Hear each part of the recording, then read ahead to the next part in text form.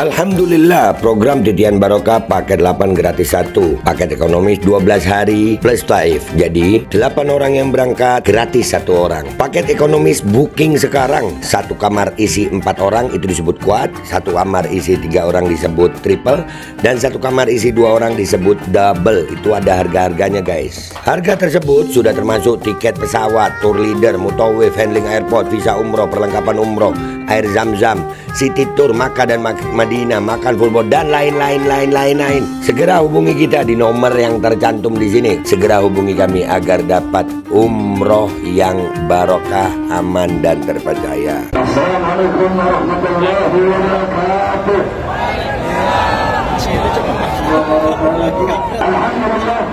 Alhamdulillah, alhamdulillah, alhamdulillah. Allah berrahmat, Allah subhanahu karamah wa ihsanah. Allahumma salli wa sallim wa barik wa karrim wa azim ala nur al-anwar wa sirr al-asrar wa tiryat al-akhyar wa miftah bab al-nasr sayyidina wa maulana Muhammad Muhammad al-Mukhtar wa alihi al-athhar wa ashabihi al-akhyar abada ni'amullah wa ifdaluh amma ba'd. Ya saya cintai yang saya muliakan segenap para alim ulama, para habaib, para kiai, para asatidz, para tokoh masyarakat, segenap aparat pemerintah, segenap para pesepuh, para tokoh adat, segenap ketua-ketua ormas adat, ormas Islam, beserta seluruh elemen-elemen masyarakat, bapak-bapak, ibu-ibu, hadirin hadirat yang saya cintai yang saya muliakan, para pemuda-pemudi umat baginda Nabi besar Muhammad, beserta seluruh aparat kepolisian, adik-adik yang ada di depan, bapak-bapak semuanya yang telah menjaga kedamaian dan ketentraman aksi 214 yang dipelopori oleh Gema PK, Gerakan Masyarakat Pelindung Kebinekaan, Masyarakat Pelindung Kebinekaan. Saudara-saudara sekalian, saya tidak akan lama karena kita belum sholat asar. Hadirin sekalian yang dimuliakan oleh Allah Subhanahu wa taala, para pendiri bangsa Indonesia, para bapak-bapak bangsa Indonesia, mereka mendirikan bangsa ini, saudara-saudara, dengan keringat, dengan tanah apa, dengan keringat. Tanah Indonesia telah dicuci dengan darah para bapak-bapak bangsa, pendiri bangsa. Mereka mendirikan ini bangsa bukan dengan senang-senang. Mereka para pahlawan-pahlawan, para ulama-ulama, para kiai-kiai, para hadratus syekh, para habaib-habaib, para ustaz-ustaz zaman-zaman dulu. Waktu itu belum ada polisi, belum ada tentara, belum ada negara kesatuan Republik Indonesia, bahkan belum ada merah putih, belum ada Garuda. Yang ada pondok-pondok pesantren, yang ada musola-musola, yang ada surau-surau, yang ada masjid-masjid, yang ada majelis-majelis taklim, santri-santri. Beliau siang, beliau malam memegang pena untuk menyebarkan ilmu agama. Malam mereka menangis takut kepada Allah, mereka menangis meminta ampunan kepada Allah untuk bangsa, negara dan rakyat Indonesia agar menjadi negara yang baldatun thayyibatun wa rabbun ghafur. Itu malam. Tapi jikalau siang mereka tidak pegang pena, jikalau siang mereka tidak mengalirkan air mata, kalau siang mereka memegang pedang, mengalirkan darah demi bumi pertiwi negara kesatuan Republik Indonesia. Saudara-saudara, persatuan dan kebinekaan yang telah dibangun oleh pendiri bangsa kita, bangsa Indonesia, mulai dari berbagai macam suku, betul, berbagai macam suku, berbagai macam ras, berbagai macam etnis, berbagai macam agama. Ini Indonesia kita ada dua, ada ukhuwah wataniyah, ada ukhuwah islamiyah. Ukhuwah wataniyah adalah ukhuwah persaudaraan sesama bangsa, walaupun beda warna kulitnya, ada yang hitam, ada yang putih, ada yang kuning, ada yang coklat, walaupun berbeda suku-sukunya, ada suku Jawa, ada suku Kalimantan, ada Sumatera, ada Dayak, kemudian ada di Sulawesi, Bugis, Makassar, Kaili, Bajo, Wakatobi, Buton dan lain-lainnya, di Sumatera, Padang dan lain-lainnya, Aceh, kemudian sampai di seluruh Betawi, di seluruh Sunda, di mana-mana kita berbeda etnis, berbeda suku, berbeda agama. Ada yang Islam, Kristen, Buddha, Katolik dan agama-agama lain. Walaupun kita berbeda suku, berbeda etnis, kita berbeda agama, tapi kita disatukan dengan satu kesatuan. Apa itu? NKRI, Negara Kesatuan Republik Indonesia. Kita disatukan dengan satu kesatuan merah dan putih. Kita disatukan dengan satu kesatuan. Apa itu? Bhinneka Tunggal Ika. Walaupun berbeda suku, agama, ras, tetapi kita satu bangsa, satu Indonesia dan satu merah putih. Maka saya menyerukan kepada seluruh bangsa dan Indonesia, rakyat Indonesia, apapun agamanya, apapun sukunya, rasnya, etnisnya, ayo sama-sama kita bersatu membangun bangsa ini, membangun negara ini menjadi negara yang aman, damai dan tentram. Yang kedua, ada ukhuwah Islamiyah. Ukhuwah Islamiyah, walaupun kita berbeda suku, walaupun kita berbeda mazhab. Ada yang mazhab Maliki, Hanafi, Syafi'i, Hambali. Ada yang berbeda thariqah. Ada thariqah Sadiliyah, Qadiriyah, Safariyah, kemudian Tizaniyah. Ada majelis-majelis taklim banyak. Ada yang majelis taklim benderanya warna hijau, warna kuning, warna putih, warna merah. Walaupun kita berbeda manhaj, berbeda pola pikir, berbeda mazhab, berbeda manhaj, berbeda thariqah, tetapi kita disatukan dengan apa? Dengan la ilaha illallah Muhammadur Rasulullah. Saudara-saudara, di setiap daerah memiliki simbol kemuliaan dan simbol keagungan. Bagi apa? Bagi para ulama-ulama. Contoh di Jakarta. Di Jakarta ada Muallim Syafi'i Hazani, ada Habib Ali bin Abdul Rahman Habib Mitan, Habib Hussein bin Bakar Idrus Suwarbatan, Ki Haji Abdullah Syafi'i, dan masih banyak lagi para ulama-ulama yang menjadi simbol kemuliaan di satu tempat tertentu. Nah, kami di Indonesia Timur, saudara-saudara, khususnya di Palu, di Palu, kemudian di Ternate, kemudian di daerah Mandar, di daerah Manado, sampai ke daerah Minahasa, di Belang. Saya punya abah yang bangun Al-Khairat. Abah saya 15 tahun Komwil Al-Khairat Sulawesi Utara. Abah saya bangun Al-Khairat di Manado, bangun Al-Khairat, kemudian di daerah Minahasa, di Belang, bangun di Tumbak, kemudian ada juga Al-Khairat sampai ke daerah Tarakan, di daerah Kaltara. Hampir di seluruh wilayah Indonesia Timur ada Al-Khairat yang dibangun oleh seorang tokoh pendidikan yang tidak pernah lelah di dalam berjuang. Untuk apa? Berjuang untuk mendidik putra-putri bangsa Indonesia. Untuk apa? Agar mereka kenal dengan agama, kenal Islam, kenal iman, kenal bagaimana mereka cinta kepada tanah air, bagaimana mereka harus membela tanah air. Saudara-saudara, pahlawan nasional, mereka tidak harus selalu memegang pedang. Tahukah engkau hadis yang menceritakan bahwa saya di akhirat pinta orang yang mati syahid, pinta orang-orang yang mati syahid, kalau dihitung dengan tintanya para ulama, darah orang yang mati syahid kalau ditimbang dengan tinta para ulama, di sisi Allah lebih berat tinta para ulama dibandingkan dengan darah-darah orang-orang yang mati syahid yang berjuang di jalan Allah Subhanahu wa taala.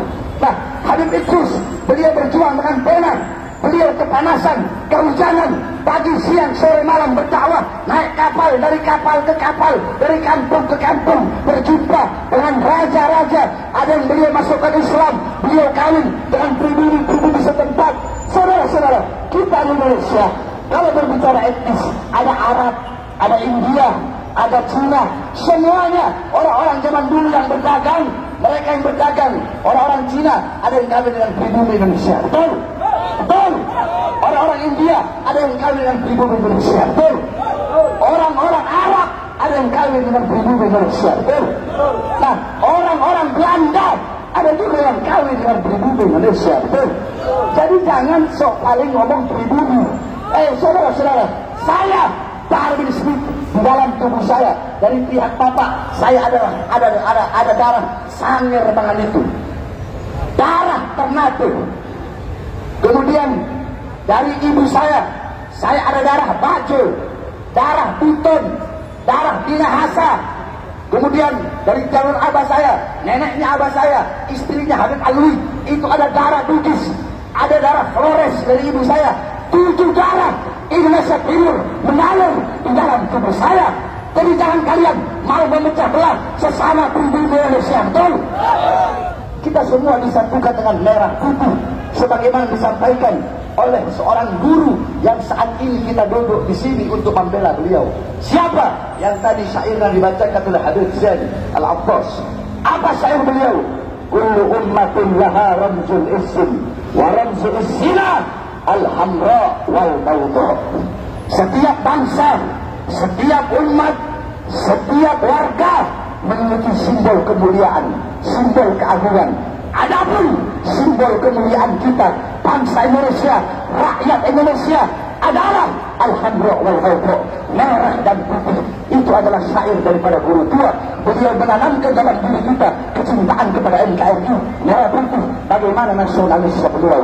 Tetapi saudara-saudara, persatuan-persatuan yang telah didirikan oleh para pendiri bangsa, para pahlawan dan para ulama-ulama zaman dulu, sekarang akhir-akhir ini sudah 2 tahun ini mulai dirusak, mulai dipecah belah oleh orang-orang yang terorganisir.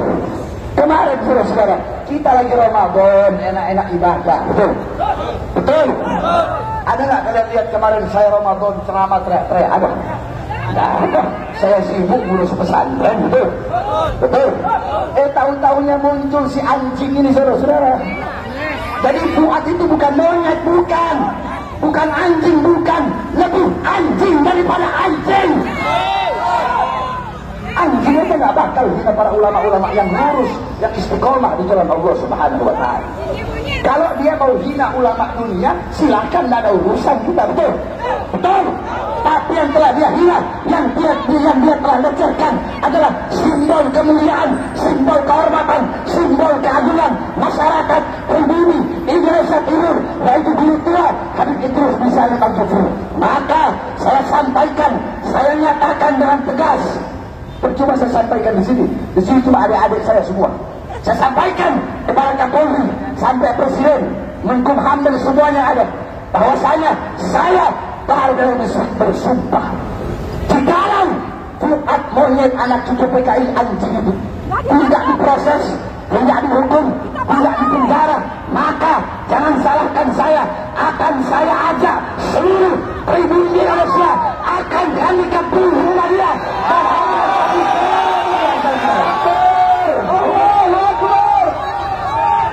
Saya udah bilang, mulut saya sama nyali saya bisa diadu. Saya lebih besar punya nyali daripada mulut. Saya nggak sekedar ngomong, saya tidak akan pernah berbicara, saya tidak akan pernah berjanji apa yang tidak bisa saya lakukan, saudara-saudara.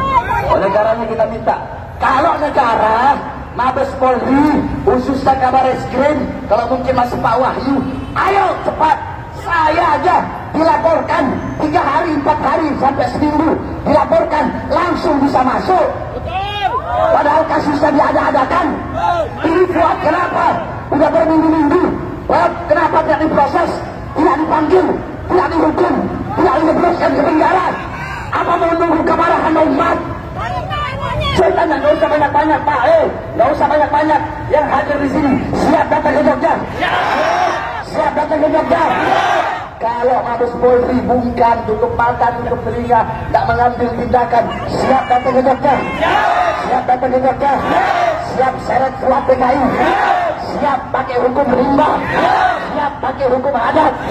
Sampaikan sekali lagi, Mabes Polri tidak ambil tindakan, jangan salahkan kami umat Islam, kami pribumi Indonesia. Belum apa-apa, saya akan komandokan seluruh masyarakat se-Indonesia untuk melakukan demo besar-besaran, saudara-saudara.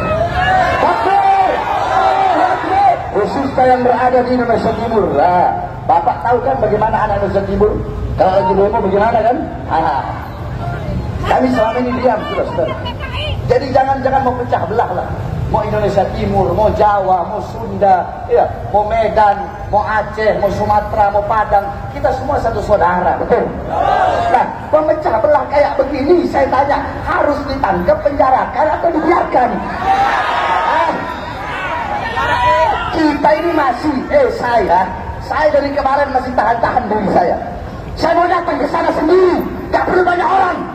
Kenapa? Karena saya masih menghormati hukum, masih menghormati proses kepolisian. Tapi kalau kepolisian, ya, hukumnya udah dihormati, kita udah adem ayem, udah menyampaikan aspirasi, tetap pura-pura budak, tutup mata, tutup telinga, gak mau pengen negara aman, ya jangan salahkan saya yang saya telah masuk dalam penjara sampai titik darah penghabisan saya.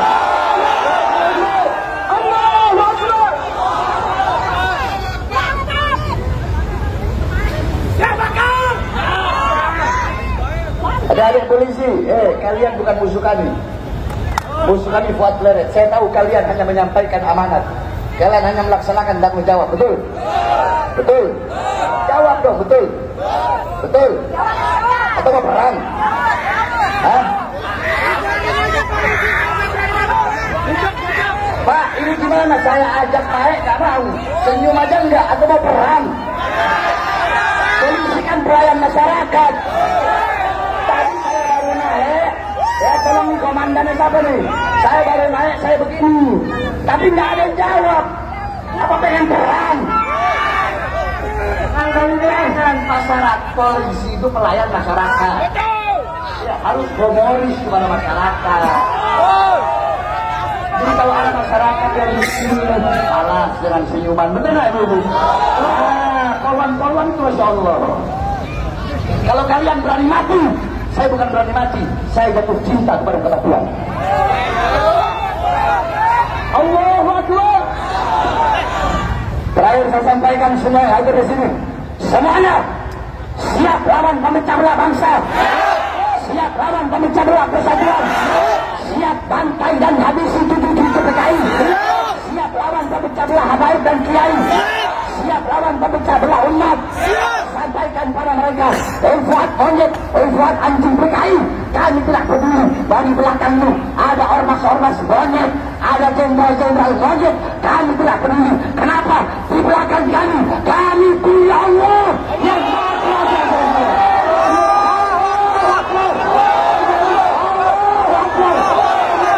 Siap hancur Islam, siap binasa di Indonesia, siap mati dengan kalian.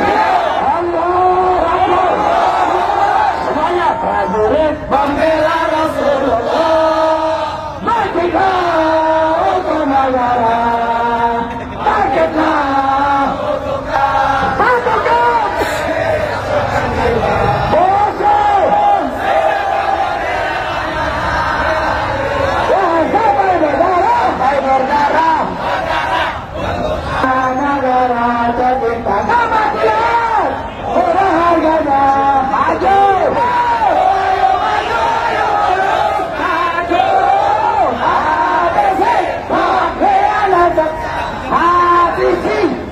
Cucu PKI ulang maju ayo terus maju habisi cucu PKI kami berjanji demi Allah demi dasar demi agama wahai prajurit pembela Rasulullah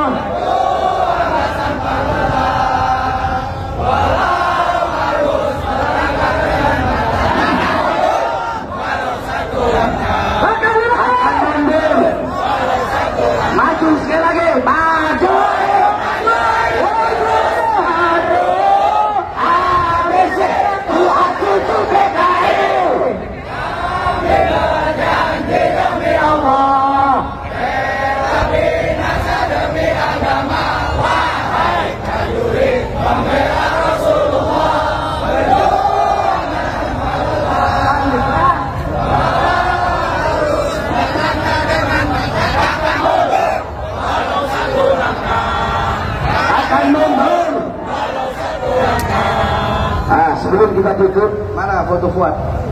Kalau foto presiden aja orang demo bisa dibakar, masa foto Fuad bisa dibakar? Sini, bawa ke atas sini. Kalau ada yang nggak terima dengan ceramah saya, silahkan lapori. Paling kalau lapori, andaikan nanti saya datang ke Fuad, ya, paling saya kena nanti kasus. Diam dulu. Kalau saya datang ke Fuad, ya, duduk dia, seret dia, paling saya kena 170 kalau rame-rame. 170 ayat 1. Kalau 170 ayat 2, ya lukanya agak berat. 170 ayat 3 ya mati. Atau 351 ayat 1, 351 ayat 2, 351 ayat 3. Gampang. Jadi dia sama-sama aja. Fuad masuk saya, Fuad masuk penjara, saya atau saya masuk penjara. Kalau saya dalam penjara tidak masalah. Pak, jiwa saya jiwa pejuang. Dimanapun diletakkan, tetap saya akan bertahan. Saya tidak peduli siapa besar ancaman, hukuman, tetap saya akan tegak berdiri. Tidak akan pernah saya menundukkan kepala untuk melawan kezaliman, penindasan terhadap bangsa, memecah belah umat dan bangsa rakyat Indonesia. Kami ingin Indonesia aman, tenang, sejahtera, tentram. Hanya itu kami inginkan. Semua yang kami sampaikan di sini semata-mata karena kecintaan kami kepada negara kesatuan Republik Indonesia. Karena cinta kami bukan hanya di kata-kata, tapi cinta kami buktikan dalam perbuatan kami sekarang. Jadi tinggal gampang apa-apa, saya masuk penjara, Fuad masuk penjara. Kalau bisa, kalau masuk penjara, nanti barengin saya. Lihat siapa yang mati, saya atau Fuad yang mati. Takbir. Ya, oleh karenanya aman. Nanti pulang dari sini kita aman, betul? Siap pulangnya aman? Siap pulangnya damai? Sebelumnya kita bakar foto Fuad lewat DKI sebagai bentuk protes kita, betul? Betul? Tenang, ada korek.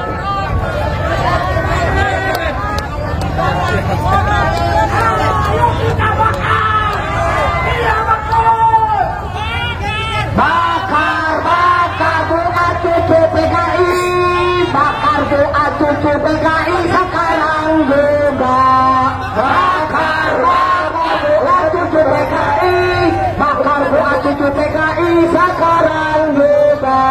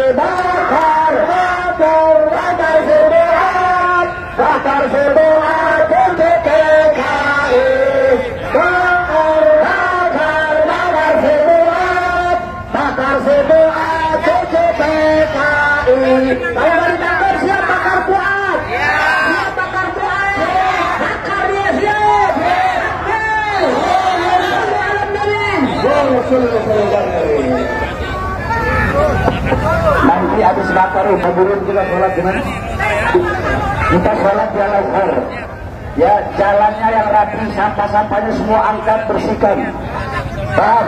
Tunjukkan bahwasanya kita adalah anak-anak bangsa yang taat kepada hukum. Al-Kodi kembali hadir. Baju koko kesayangan Anda kini sudah tersedia kembali. Untuk pemesanan hubungi nomor di atas. Dengan desain yang semakin modern dan bahan yang semakin nyaman. Al-Kodi siap menemani ibadah dan aktivitas sehari-hari Anda. Dapatkan koleksi terbaru Al-Kodi sekarang juga.